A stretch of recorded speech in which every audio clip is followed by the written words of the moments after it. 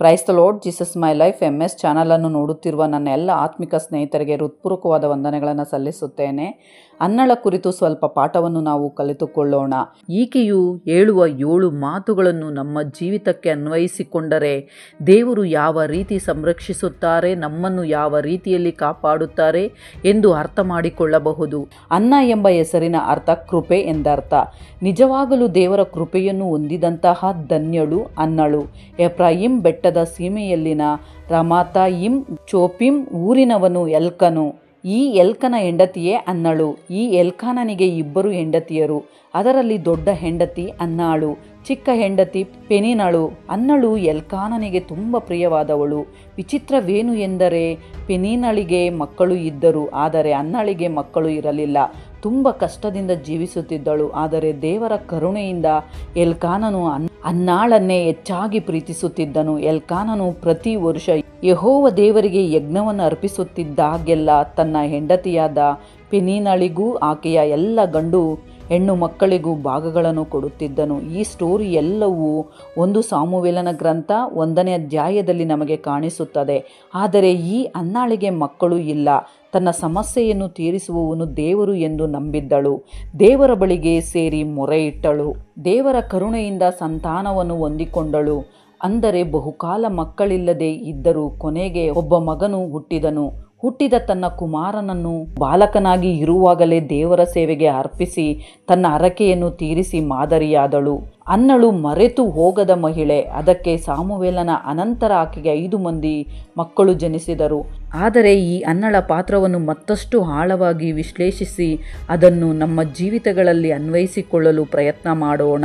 7 ಮುಖ್ಯವಾದ ಮಾತುಗಳನ್ನು ನಿಮಗೆ ತಿಳಿಸುತ್ತೇನೆ. ಅದರಲ್ಲಿ ಮೊದಲನೆಯದು, ನಾವು ಕಷ್ಟಗಳಲ್ಲಿ ಇದ್ದಾಗ ಯಾವ ಪರಿಸ್ಥಿತಿಯಲ್ಲಾದರೂ ದೇವರ ಕಡೆಗೆ ತಿರುಗಬೇಕು. ಅನ್ನಳು ತನ್ನ ಸಂಕಷ್ಟದಲ್ಲಿ ದೇವರ ಕಡೆ ತಿರುಗಿ ದೇವರೇ ಸಹಾಯ ಮಾಡಲು ಶಕ್ತನು ಎಂದು ನಂಬಿ ದೇವರಲ್ಲಿ ಆಶ್ರಯ ಪಡೆದಳು. ಅನ್ನಳಿಗೆ ಸಂತಾನ ಇರಲಿಲ್ಲ. ಆ ಕಾಲದಲ್ಲಿ ಸಂತಾನವಿಲ್ಲದೆ ಇರುವುದು ಹೆಣ್ಣಿಗೆ ದೊಡ್ಡ ಲೋಪವೆಂದು ಭಾವಿಸಲಾಗುತ್ತಿತ್ತು.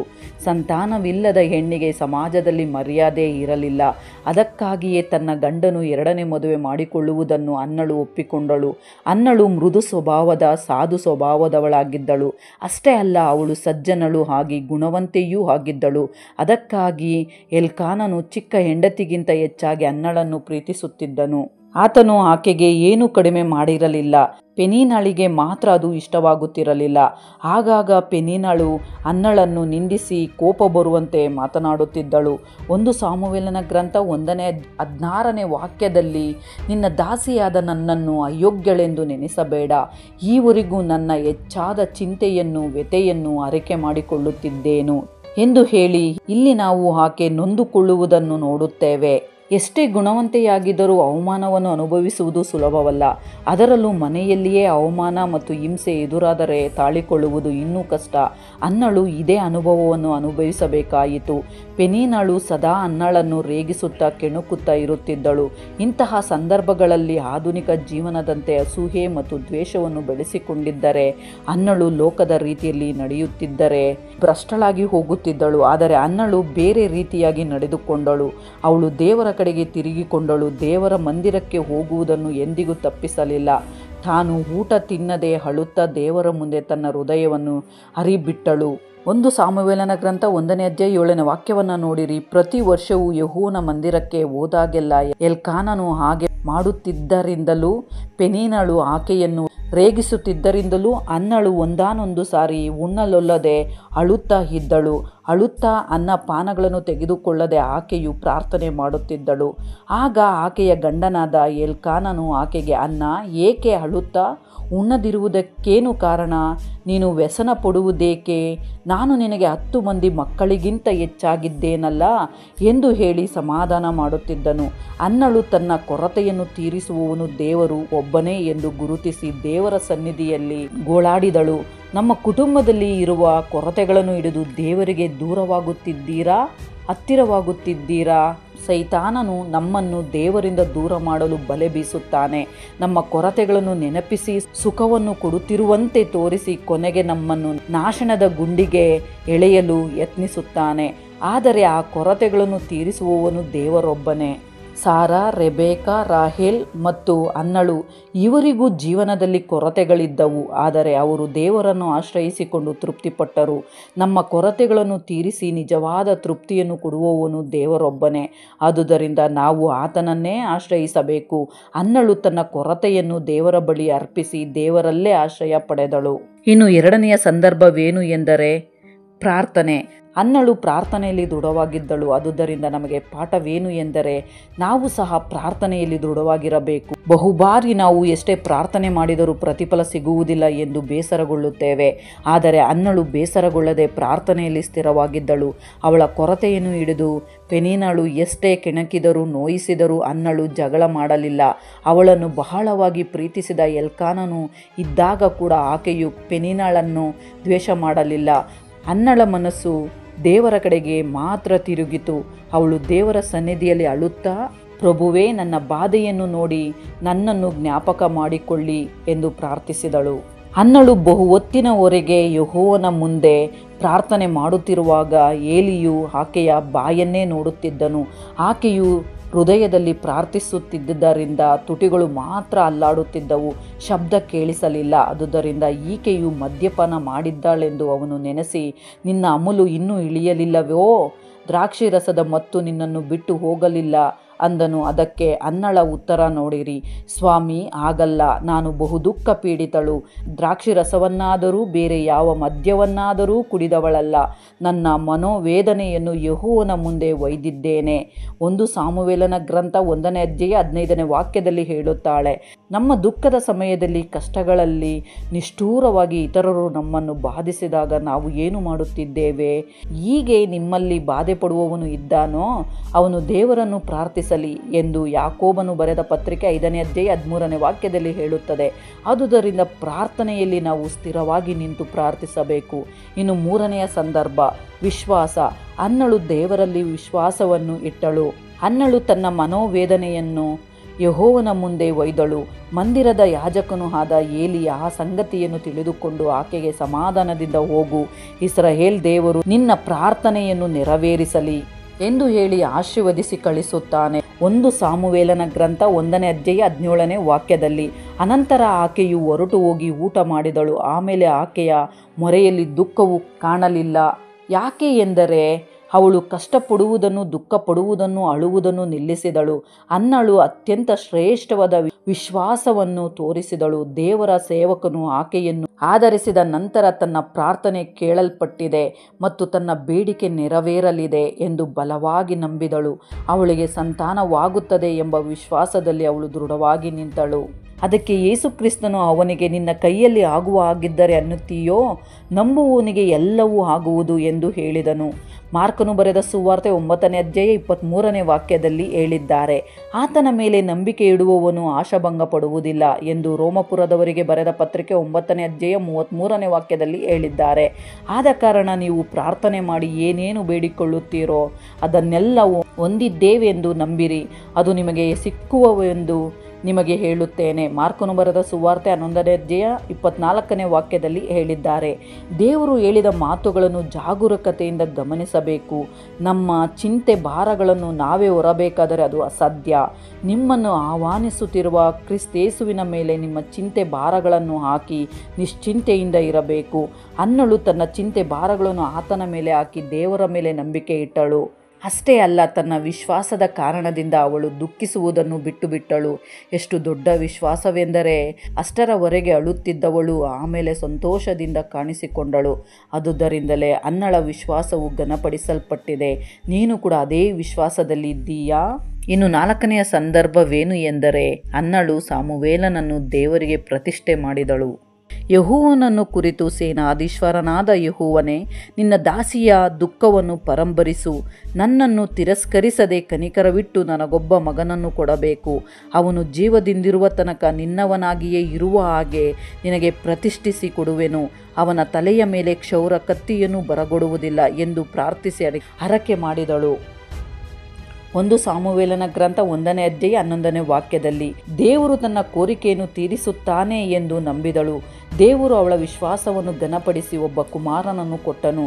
ಆತನೇ ಪ್ರವಾದಿಯಾದ ಮತ್ತು ರಾಜನಾದ ಸಾಮುವೇಲನು. ಅನ್ನಳ ಗಂಡ ಎಲ್ಕಾನನು ಉಳಿದ ಕುಟುಂಬ ಸದಸ್ಯರು ದೇವರಿಗಾಗಿ ಯಜ್ಞ ಅರ್ಪಿಸಲು ಶಿಲೋವ ಮಂದಿರಕ್ಕೆ ಹೋಗುತ್ತಿದ್ದರು. ಆದರೆ ಅನ್ನಳು ಹೋಗಲಿಲ್ಲ. ತಾನು ಹರಕೆ ಮಾಡಿಕೊಂಡಿದ್ದ ತನ್ನ ಪ್ರಥಮ ಫಲವಾದ ಸಾಮುವೇಲನನ್ನು ದೇವರ ಮಂದಿರದಲ್ಲಿ ಪ್ರತಿಷ್ಠಿಸಿ ಅಲ್ಲೇ ಬಿಡಲು ಮಗುವನ್ನು ಮೊಲೆ ಹಾಲು ಬಿಡಿಸಿದ ಅನಂತರವೇ ಅನ್ನಳು ದೇವರ ಸನ್ನಿಧಿಗೆ ಹೋದಳು. ಪ್ರಥಮ ಫಲವಾದ ಮಗುವನ್ನು ದೇವರ ಸನ್ನಿಧಿಯಲ್ಲಿ ಪ್ರತಿಷ್ಠಿಸಬೇಕು, ಅಲ್ಲೇ ಬಿಟ್ಟು ಬರಬೇಕು. ಅದಕ್ಕಾಗಿಯೇ ಮೊಲೆ ಹಾಲು ಬಿಟ್ಟ ಅನಂತರ ಅಲ್ಲಿ ಬಿಟ್ಟು ಬರುವುದಕ್ಕೆ ಆಕೆಯು ಸಿದ್ಧವಾದಳು. ಅದಕ್ಕೆ ಮಧ್ಯದಲ್ಲಿ ಹೋಗಿ ಹರಕೆಗಳನ್ನು ಮಾಡಲಿಲ್ಲ. ಅವಸರದಿಂದ ದೇವರಿಗೆ ಹರಕೆ ಮಾಡಿ ತೀರಿಸದೇ ಇರುವವರು ಅನೇಕರು ನಮ್ಮಲ್ಲಿ ಇದ್ದಾರೆ. ದೇವರಿಗೆ ಎಷ್ಟು ನಂಬಿಕೆಯುಳ್ಳವಳು ಅನ್ನಳು. ಇನ್ನು 5ನೆಯ ವಿಷಯವೇನು ಎಂದರೆ ತಾಯಿಯ ಮಮತೆಯನ್ನು ದೇವರ ಪ್ರೀತಿಗೆ ಅರ್ಪಿಸಿದಳು ಅನ್ನ. ಇಲ್ಲದೆ ಹುಟ್ಟಿದ ಮಗನನ್ನು ದೇವರಿಗೆ ಅರ್ಪಿಸಿದಳು. ಮಗು ಮೊಲೆ ಬಿಡುವವರೆಗೂ ಮಂದಿರಕ್ಕೆ ಹೋಗಲಿಲ್ಲ. ಕಾರಣವೇನು ಎಂದರೆ ಮಗನು ಮೊಲೆ ಬಿಡುವವರೆಗೂ ನಾನು ಬರುವುದಿಲ್ಲ. ಅವನು ಯೆಹೋವನ ಸನ್ನಿಧಿಯಲ್ಲಿ ಕಾಣಿಸಿಕೊಂಡು ಯಾವಾಗಲೂ ಅಲ್ಲಿಯೇ ಇರುವ ಹಾಗೆ ಆಮೇಲೆ ತೆಗೆದುಕೊಂಡು ಬರುವೆನು ಎಂದು ಹೇಳಿದಳು. 1 ಸಾಮುವೇಲನ ಗ್ರಂಥ 1ನೇ ಅಧ್ಯಾಯ 22ನೇ ವಾಕ್ಯದಲ್ಲಿ ಮೊಲೆ ಬಿಟ್ಟ ಮೇಲೆ ಅನ್ನಳು ತನ್ನ ಕುಮಾರನನ್ನು ಮಂದಿರದಲ್ಲಿ ಬಿಟ್ಟಳು. ಮೊಲೆ ಬಿಟ್ಟ ಅನಂತರ ಇನ್ನೂ ಚಿಕ್ಕವನಾಗಿರುವುದರಿಂದ ಆಕೆಯು ಬಾಲಕನನ್ನು ಎತ್ತಿಕೊಂಡು 3 ವರ್ಷದ ಒಂದು ಹೋರಿಯನ್ನು 30 ಸೇರು ಹಿಟ್ಟನ್ನು 1 ತಿತ್ತಿ ದ್ರಾಕ್ಷಿರಸವನ್ನು ತೆಗೆದುಕೊಂಡು ಪುತ್ರ ಸಹಿತವಾಗಿ ಶಿಲೋವಿನಲ್ಲಿದ್ದ ಯೆಹೋವನ ಮಂದಿರಕ್ಕೆ ಬಂದಳು ಎಂದು 1 ಸಾಮುವೇಲನ ಗ್ರಂಥ 1ನೇ ಅಧ್ಯಾಯ 24ನೇ ವಾಕ್ಯದಲ್ಲಿ ಕಾಣಿಸುತ್ತದೆ. ಆ ಬಾಲಕನನ್ನು ದೇವರೇ ಪೋಷಣೆ ಮಾಡುತ್ತಾರೆ ಎಂದು ನಂಬಿದಳು. ಅನ್ನಳು ಚಿಕ್ಕ ವಯಸ್ಸಿನಲ್ಲಿದ್ದ ಸಾಮುವೇಲನಿಗೆ ನಿನ್ನನ್ನು ದೇವರಿಗೆ ಪ್ರತಿಷ್ಠಿಸಿದ್ದೇನೆ ಎಂದು ತಿಳಿಸಿರಬಹುದು. ಅಷ್ಟು ಚಿಕ್ಕ ವಯಸ್ಸಿನಲ್ಲಿದ್ದವನಿಗೆ ವಿಶ್ವಾಸ, ವಿಧೇಯತೆ ಮತ್ತು ಭಕ್ತಿಯನ್ನು ಕಲಿಸಿದ್ದಳು. ದೇವರಿಗೆ ನಮಸ್ಕರಿಸುವುದನ್ನು ಕಲಿಸಿದ್ದಳು. 1 ಸಾಮುವೇಲನ ಗ್ರಂಥ 1ನೇ ಅಧ್ಯಾಯ 28ನೇ ವಾಕ್ಯವನ್ನು ನೋಡಿರಿ. ನಾನು ಇವನನ್ನು ಯೆಹೋವನಿಗೆ ಒಪ್ಪಿಸಿಬಿಟ್ಟಿದ್ದೇನೆ. ಇವನು ಜೀವದಿಂದಿರುವ ತನಕ ಆತನಿಗೆ ಪ್ರತಿಷ್ಠಿತನಾಗಿರುವನು ಎಂದು ಹೇಳಿದನು. ಆಮೇಲೆ ಅವರು ಯೆಹೋವನಿಗೆ ನಮಸ್ಕರಿಸಿದರು. ಅಲ್ಲೇ ಆ ಬಾಲಕನು ಕೂಡ ಯೆಹೋವನಿಗೆ ನಮಸ್ಕರಿಸಿದರು ಎಂದು ಬರೆದದೆ. ದೇವರ ಮೇಲೆ ಭಯಭಕ್ತಿಯನ್ನು ಕೂಡ ಕಲಿಸಿದ್ದಳು. ಕುಮಾರನನ್ನು ಮಾನಸಿಕವಾಗಿ ಸಿದ್ಧ ಮಾಡಿದ್ದಳು. ಅಷ್ಟೇ ಅಲ್ಲ, ಮಕ್ಕಳೇ ಇಲ್ಲದೆ ಇರುವಾಗ ಹುಟ್ಟಿದ ಕುಮಾರನನ್ನು ಬಿಟ್ಟು ಬದುಕಲು ಅನ್ನಳು ಮಾನಸಿಕವಾಗಿ ಸಿದ್ಧವಾದಳು. ತನ್ನ ಕರುಳು ಬಳ್ಳಿಗಿಂತ ದೇವರನ್ನು ಹೆಚ್ಚಾಗಿ ಪ್ರೀತಿಸುತ್ತಿದ್ದಾಳೆ ಎಂದು ಹೇಳುವುದಕ್ಕೆ ಅನ್ನಳು ತನ್ನ ಕ್ರಿಯೆಗಳ ಮೂಲಕ ರುಜುವು ಮಾಡಿದಳು. ನಾವು ನಮ್ಮ ಮಕ್ಕಳನ್ನು ಹೇಗೆ ಬೆಳೆಸುತ್ತಿದ್ದೇವೆ ಎಂದು ಒಂದು ಸಾರಿ ಪರೀಕ್ಷಿಸಿಕೊಳ್ಳೋಣ. ಇನ್ನು 6ನೆಯ ವಿಷಯವೇನು ಎಂದರೆ ಅನ್ನಳು ದೇವರನ್ನು ತನ್ನ ಆಶ್ರಯ ದುರ್ಗವಾಗಿ ಹೊಂದಿಕೊಂಡಳು. ದೇವರನ್ನು ಆಶ್ರಯ ದುರ್ಗವಾಗಿ ಹೊಂದಿಕೊಂಡ ಅನ್ನಳನ್ನು ನಾವು ನೋಡಿದರೆ 2ನೇ ಕೀರ್ತನೆಗಳು 12ನೇ ವಾಕ್ಯವನ್ನು ನೋಡಿರಿ. ಆತನ ಮೊರೆಯುವವರೆಲ್ಲರೂ ಧನ್ಯರು ಎಂದು ಹೇಳಿದ್ದಾರೆ. ಮಗುವನ್ನು ಬಿಟ್ಟು ದೂರವಾಗಿ ಇದ್ದರೂ ಕೂಡ ದೇವರು ತನಗೆ ಮಾಡಿದ ಮೇಲುಗಳ ನಿಮಿತ್ತ ಎಷ್ಟೋ ಸಂತೋಷಿಸಿದಳು, ಆನಂದಿಸಿದಳು. 1 ಸಾಮುವೇಲನ ಗ್ರಂಥ 2ನೇ ಅಧ್ಯಾಯ 1 ಮತ್ತು 2ನೇ ವಾಕ್ಯವನ್ನು ನೋಡಿರಿ. ನನ್ನ ಹೃದಯವು ಯೆಹೋವನಲ್ಲಿ ಉಲ್ಲಾಸಿಸುತ್ತದೆ, ನನ್ನ ಕೊಂಬು ಯೆಹೋವನಿಂದ ಎತ್ತಲ್ಪಟ್ಟಿದೆ. ಶತ್ರುಗಳ ಮುಂದೆ ನನ್ನ ಬಾಯಿ ತೆರೆದಿರುವುದು, ನಿನ್ನ ರಕ್ಷಣೆಯಲ್ಲಿ ಆನಂದಿಸುತ್ತೇನೆ. ಯೆಹೋವನಂಥ ಪರಿಶುದ್ಧನು ಇಲ್ಲವೇ ಇಲ್ಲ. ನಿನ್ನ ಹೊರತು ದೇವರು ಯಾರು? ನಮ್ಮ ದೇವರೇ ಅಸಮಾನವಾದ ಆಶ್ರಯ ದುರ್ಗವು. ಎಷ್ಟು ಚೆನ್ನಾಗಿ ಹೇಳಿದ್ದಾಳೆ. ಅನ್ನಳ ವಿಧೇಯತೆಯನ್ನು ಹಿಡಿದು ದೇವರು ಕೂಡ ಬಹಳ ಸಂತೋಷಿಸಿರುತ್ತಾರೆ. ಬಂಜೆಯನ್ನು ಸಂತಾನವುಳ್ಳವಳಾಗಿ ಮಾಡುವವನೇ ದೇವರು. ಬಡತನ ಸಿರಿತನಗಳನ್ನು ನೋಡುವವನು, ತಗ್ಗಿಸುವವನು, ಹೆಚ್ಚಿಸುವವನು ಯೆಹೋವನೇ. ಆತನು ದೀನನನ್ನು ಧೂಳಿನಿಂದ ಎತ್ತಿ ದರಿದ್ರನನ್ನು ತಿಪ್ಪೆಯಿಂದ ಎಬ್ಬಿಸಿ ಪ್ರಭುಗಳೊಂದಿಗೆ ಕುಳ್ಳರಿಸಿ ಅವನಿಗೆ ಮಹಿಮಾಸನವನ್ನು ಬಾಧ್ಯತೆಯಾಗಿ ಅನುಗ್ರಹಿಸುವವನಾಗಿದ್ದಾನೆ. ಭೂಮಿಯ ಆಧಾರ ಸ್ತಂಭಗಳು ಯೆಹೋವನವೇ, ಆತನೇ ಅವುಗಳ ಮೇಲೆ ಭೂಮಂಡಲವನ್ನು ಸ್ಥಾಪಿಸಿದ್ದಾನೆ ಎಂದು ಕೀರ್ತಿಸುತ್ತಾಳೆ. ಪೆನೀನ ತನ್ನ ಮೇಲೆ ದ್ವೇಷವಿಟ್ಟುಕೊಂಡು ಮಾತನಾಡಿದಾಗ ಕೂಡ ತನ್ನ ಪಕ್ಷದಲ್ಲಿ ದೇವರೇ ಹೋರಾಡಿದನು ಎಂದು ಹೇಳುತ್ತಾಳೆ. ಆತನು ತನ್ನ ಭಕ್ತರ ಹೆಜ್ಜೆಗಳನ್ನು ಕಾಯುವನು. ದುಷ್ಟರ ಅಂಧಕಾರದಲ್ಲಿ ಮುಳುಗಿ ಮೌನ ಹೊಂದುವರು. ಬಾಹುಬಲದಿಂದಲೇ ಯಾವನು ಜಯ ಹೊಂದಲಾರನು ಎಂದು ತನ್ನ ಸಾಕ್ಷಿಯನ್ನು ಹೇಳುತ್ತಾಳೆ. 2ನೇ ಅಧ್ಯಾಯ 9ನೇ ವಾಕ್ಯದಲ್ಲಿ ಆ ಶಕ್ತಿಯನ್ನು ಸಾಮರ್ಥ್ಯವನ್ನು ಪ್ರಪಂಚಕ್ಕೆ ಸಾರಿ ಹೇಳುತ್ತಾಳೆ. 2ನೇ ಅಧ್ಯಾಯ 7 ಮತ್ತು 8ನೇ ವಾಕ್ಯದಲ್ಲಿ ನಾವು ಕೂಡ ಅಷ್ಟೇ, ತನ್ನನ್ನು ಆಶ್ರಯಿಸಿಕೊಂಡರೆ ನಮ್ಮನ್ನು ಕೂಡ ಹೆಚ್ಚಿಸುತ್ತಾನೆ. ಪರಿಶುದ್ಧ ಸ್ತ್ರೀಯರೆಲ್ಲರೂ ಆತನನ್ನೇ ಆಶ್ರಯಿಸಿಕೊಂಡು ಆಶೀರ್ವದಿಸಲ್ಪಟ್ಟರು. ನಾವೆಲ್ಲರೂ ಕೂಡ ಆಶೀರ್ವದಿಸಬೇಕಾದರೆ ಆತನನ್ನೇ ಆಶ್ರಯಿಸಿಕೊಳ್ಳಬೇಕು. ಆತನೇ ನಮಗೆ ಆಶ್ರಯ ದುರ್ಗ. 7ನೇಯದು ಕಡೆಯದಾಗಿ ಅನ್ನಳು ಆಶೀರ್ವದಿಸಲ್ಪಟ್ಟವಳು. ಅನ್ನಳು ಸಾಮುವೇಲನನ್ನು ದೇವರಿಗೋಸ್ಕರ ಪ್ರತಿಷ್ಠಿಸಿದಳು. ದೇವರ ಸನ್ನಿಧಿಯಲ್ಲಿ ಯಾಜಕನಾದ ಎಲಿಯನ ಬಳಿ ಬಿಟ್ಟು ಹೋದಳು. ಒಬ್ಬನೇ ಮಗನನ್ನು ದೇವರಿಗೆ ಕೊಟ್ಟ ಅನ್ನಳನ್ನು ಯೆಹೋವನು ಕಟಾಕ್ಷಿಸಿದ್ದರಿಂದ ಅನ್ನಳಿಗೆ 3 ಮಂದಿ ಗಂಡು ಮಕ್ಕಳು 2 ಹೆಣ್ಣು ಮಕ್ಕಳು ಆದರು. 1 ಸಾಮುವೇಲನ ಗ್ರಂಥ 2ನೇ ಅಧ್ಯಾಯ 21ನೇ ವಾಕ್ಯದಲ್ಲಿ, ಅಂದರೆ ದೇವರಿಗೆ ಪ್ರತಿಷ್ಠೆ ಮಾಡಿದ ಬಾಲಕನನ್ನು ಬಿಟ್ಟು 5 ಮಂದಿ ಸಂತಾನವನ್ನು ದೇವರು ಅನ್ನಳಿಗೆ ಕೊಟ್ಟರು.